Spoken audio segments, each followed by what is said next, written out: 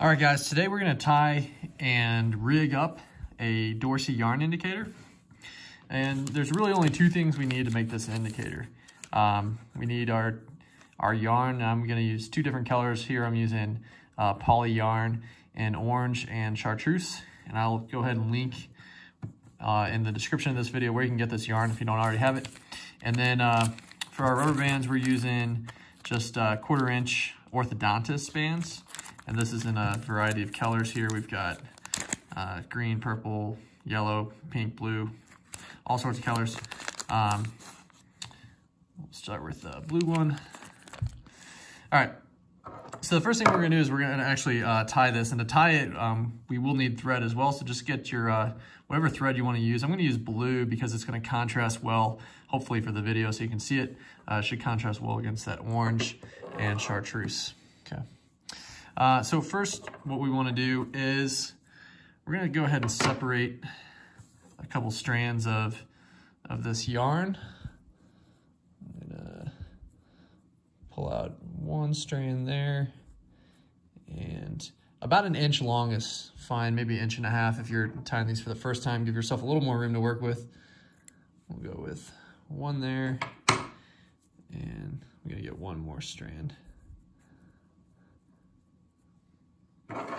2 to 3 strands is fine for these, for each color.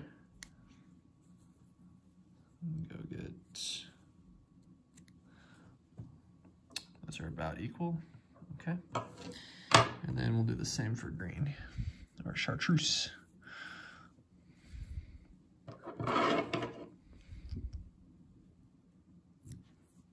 And don't worry if they're not perfectly matched up in length, we will trim this up when we finish tying it. Okay. So we got my strands there. And I'm gonna go ahead and just lay them on top of each other. I'll lay these two on top first. And I'm gonna break them a little bit apart, not too much. I don't want them too messy because we'll brush this out as we finish. And then keep these together. Okay, this is fine for right now. It can be a little unkempt. Like I said, this will get trimmed up. What I want to do is I'm going to just kind of eyeball and guess where about that halfway point is. And I'm going to start making some wraps. Pull out a little bit of thread here. Give myself some stuff to work with.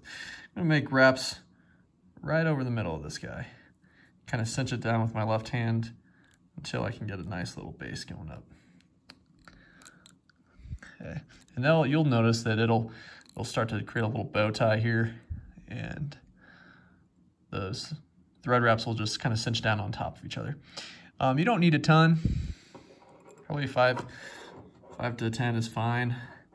And then once we're here, we're just going to throw in a couple half hitches.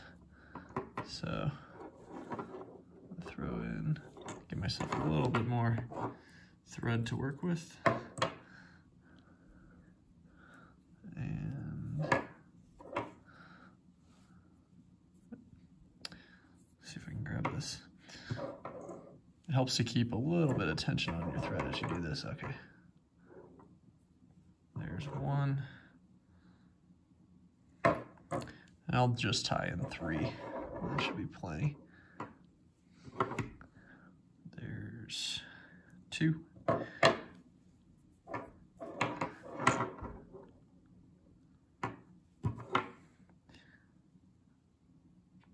And 3. Okay. Go ahead and clip our thread off.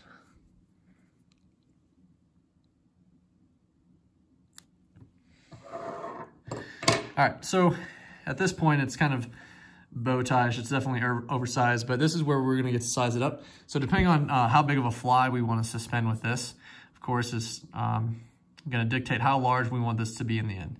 Okay, just for perspective, this is fairly big. I usually have my indicators, I don't know, maybe it comes down to that first knuckle, but certainly not much past that. So I'm gonna trim this one up a bit.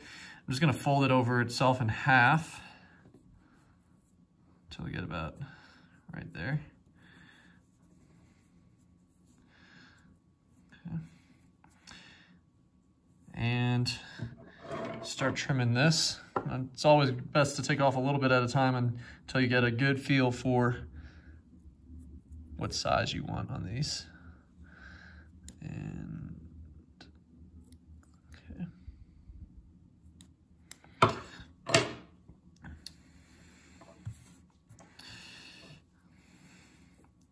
So for comparison, it's not too bad. It's a little big still. So I could trim off a little bit more, but I've got a lot of small ones already, so maybe I keep this one to suspend a larger fly, like a big stone fly with a bead head or something on it like that.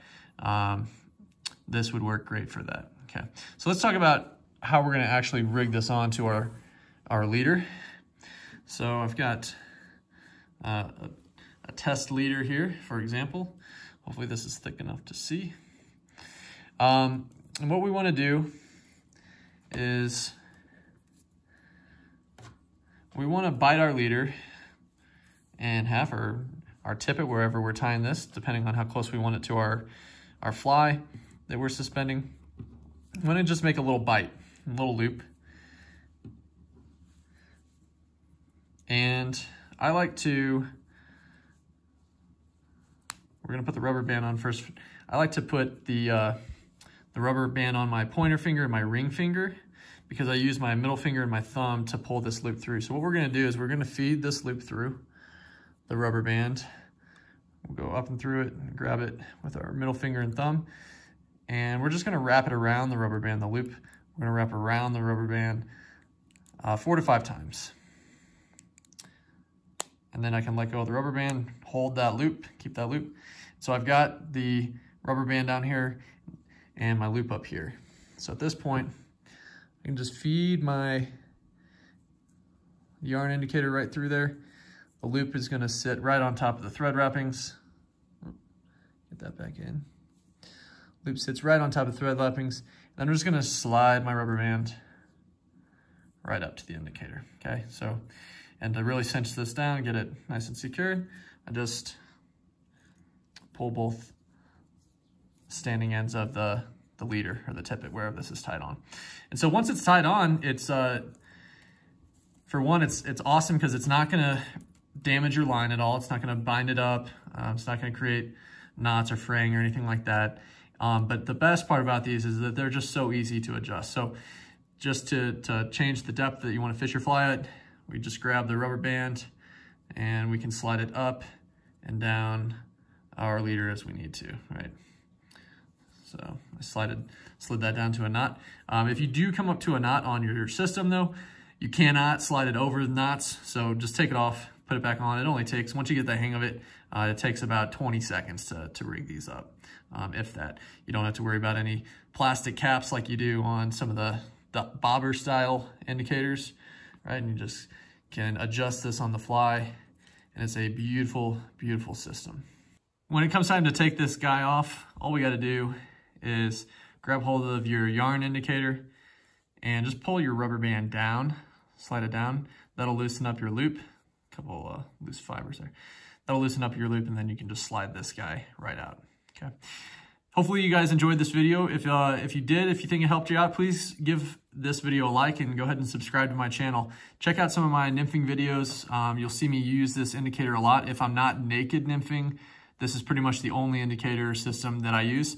So there's plenty of videos showing how I fish it. You fish it just like any other indicator. It's very subtle, great for fishing lighter bead-headed flies for sure, or anytime you're fishing spooky waters, tailwaters, fish that are really picky.